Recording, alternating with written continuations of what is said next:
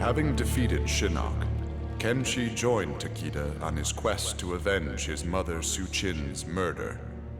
Their travels took them to a cave where he and Takeda freed a man, Taven, encased in a stalagmite. Kenshi told Taven that his brother, Dagon, was the founder of the Red Dragon Assassin Clan. Dagon had not only murdered Su-Chin, but his and Taven's parents as well. Together, Kenshi, Takeda, and Taven lay siege to the Red Dragon base. Dagon fell victim to Kenshi's rage. Su-Chin's murder had been avenged.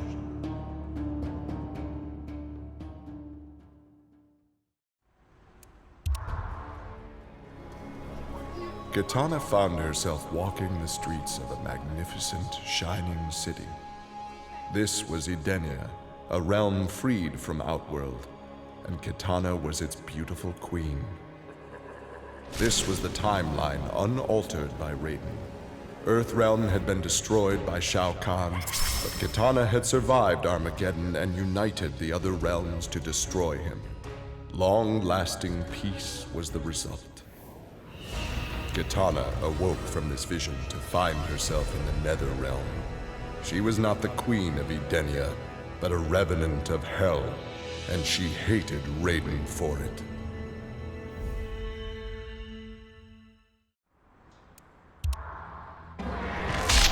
Kotal Khan returned to Outworld determined to rebuild his forces.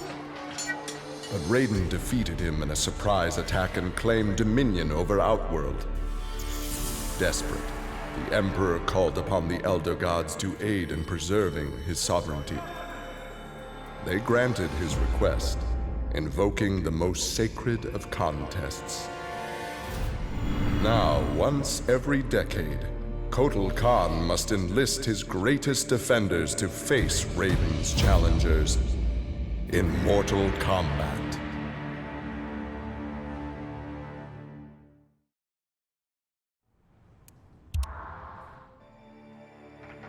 For his role in saving Earthrealm, Kung Jin's family created a statue in his likeness for inclusion in Raiden's revered collection.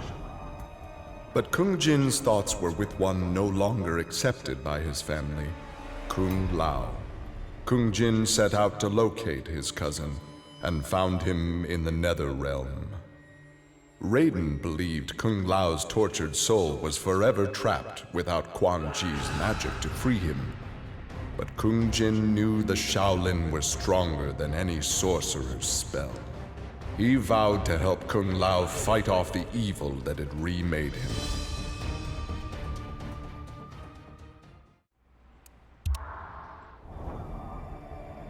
After Shinnok's defeat, Kung Lao found himself trapped in the Nether Realm, his soul corrupted by Quan Chi's dark magic. There he would have remained but for the aid of his cousin Kung Jin. Together, their Shaolin strength repelled the evil sufficiently enough for Kung Lao to escape that dark realm and control his inner demons. Compromised but not lost, Kung Lao now exists as an agent of vengeance. He will show evil no mercy.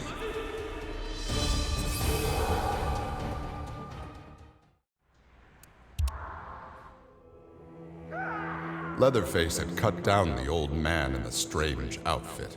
Maybe now that he was dead, the pretty yellow-haired gum-chewing girl would notice Leatherface.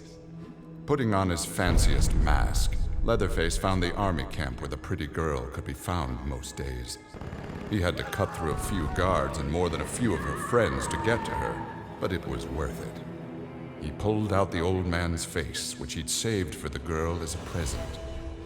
The girl didn't want the present, and she wasn't being nice. So Leatherface chopped her into tiny pieces for Drayton to use in his chili. He then took off his mask and set to work on the girl's face. If she wasn't going to be his girlfriend, she could be his in other ways.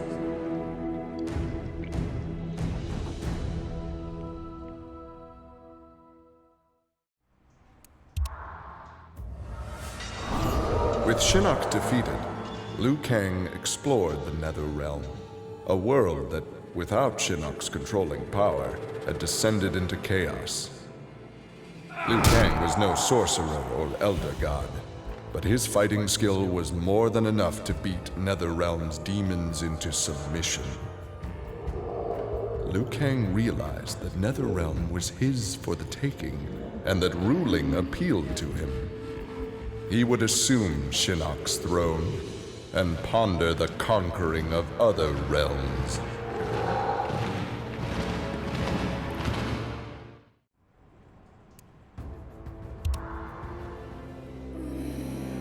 Overcome with exertion, Melina collapsed and felt her soul gliding through the ether. She awoke in an incubation chamber. Nearby were countless others, each containing an exact copy of her. Melina found she could read each being's mind and they hers. They quickly realized the benefit of so many fierce warriors sharing one mind. As they plotted revenge on their enemies, the architect of the Melina's awakening laughed quietly.